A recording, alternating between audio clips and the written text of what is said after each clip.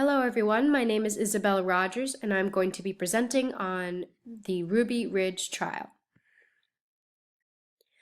The defendant's name was Randall Weaver. He was raised in a deeply religious household and he met his wife Vicky in college in 1966.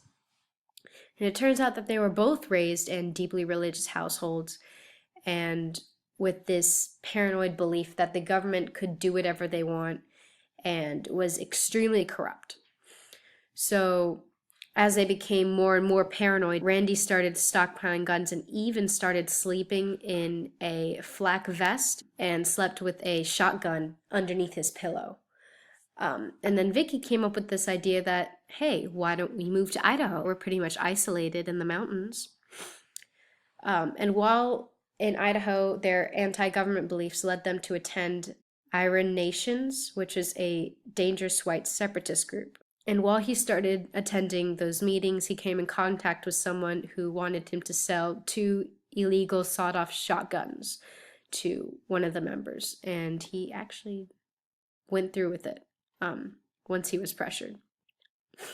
And then when he was confronted with the charge of selling these illegal shotguns, he refused to acknowledge it and refused to be a spy for the ATF, also known as the Bureau of Alcohol, Tobacco, Firearms, and Explosives. And he also refused to show up in court for a weapons charge, and that resulted in a bench warrant for his arrest. This confrontation between the government and Randy and his family was extremely dangerous and resulted in multiple deaths and casualties. One of them was Sammy Weaver. He and Kevin Harris, a young teen whom the family had basically adopted, had been following Weaver's dog, thinking that he had found some game for them to hunt. But it turned out that the dog actually found a government surveillance team made up of U.S. Marshals.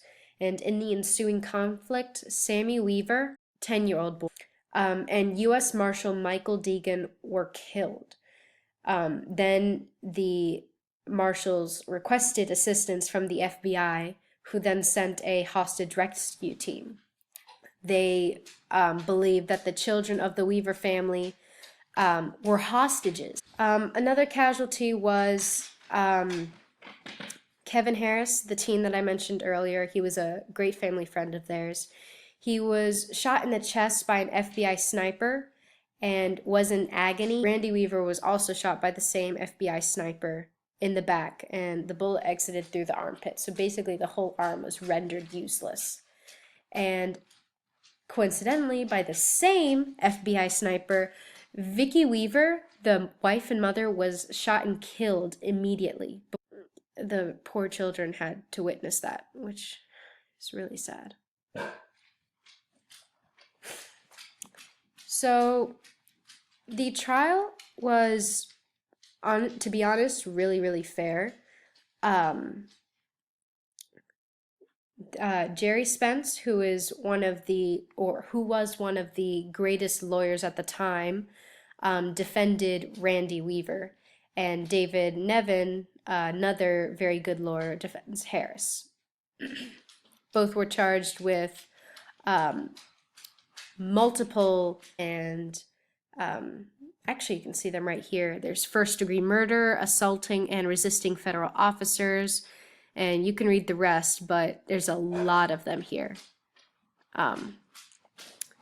Over 36 days, there were over 54 prosecution witnesses. Among them were a couple U.S. Marshals, Larry Cooper, Arthur Roderick, and Frank Norris. The U.S. attorney for Idaho, Maurice Ellsworth, and the FBI sniper that wounded Randy and Kevin and killed Vicky, Lon Horiuchi. The evidence was constantly discrediting the government.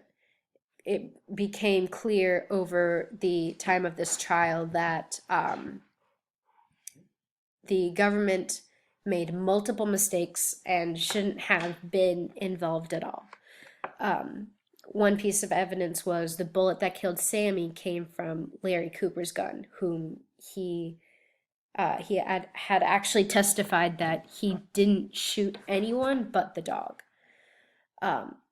The U.S. Attorney, Maurice Ellsworth, said that there were threatening letters from Vicki Weaver, and it turns out from thorough investigation that there were no threatening letters, so there was no reason for the U.S. Marshals to get involved. The verdict ended up Harris is not guilty of anything, not guilty of murder, and Weaver is only guilty of failure to appear in court, and I believe one other, committing crimes while on paternal pretrial release. There were multiple questionable aspects of this trial. The prosecution tried to make Weaver seem like a man whose racism and anti-government beliefs caused Deegan's death and even that of his wife and son. So basically a really, really bad guy.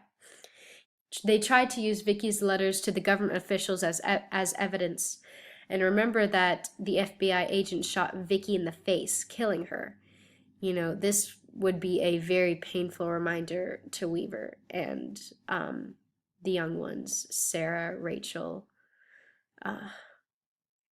The defense tried to make the case one about freedom of religion and self-defense. And the only one that I could find for them was that they wanted to show the jury just how terrible an ordeal the Weaver family and Harris had gone through. So Jerry Spence had the jury imagine the screaming coming from the house for 30 seconds after the shot was fired. And like I said earlier, the children had to witness this, and among the screamers was Sarah Weaver, the oldest of the Weaver children alive at the time, a 16-year-old girl. The jury was probably biased. I mean, most of them were average citizens, some even maybe one of the protesters. The protesters kind of lined up outside the government barrier around the Weaver house and tried to make the government go away out of sheer force. So, my opinion, I believe that Randy Weaver was both innocent and guilty, but he was treated very fairly by the court officials. He was innocent of murder and assault, but clearly guilty of appearing in court and defying government. He refused to acknowledge the government's authority, which is kind of what started the whole issue. To prove their depth of disloyalty, the government officials say that Vicki wrote a letter and said that, and I quote, "will not bow to your evil commandments, whether we live or whether we die." And like I mentioned earlier, the jury was biased, but I do believe that they ruled well. The prosecution's case was weak and the defendant's case was very strong. The prosecution's facts were off and attempted to cover up the government's huge mistakes. The prosecution witnesses actually made the defendant's case stronger. Their testimonies were contradicted by each other and called into question through cross-examination. For example, Larry Cooper testified that he fired at Harrison, not at Sammy. But the bullet that the investigators found could only have come from Larry Cooper's gun. Through my thorough investigation of the trial, and I believe that the overall judicial system is usually fair. Fortunately, it is mostly separate from the executive and legislative branches, making it harder to carry out bad deeds without confirmation of the other two.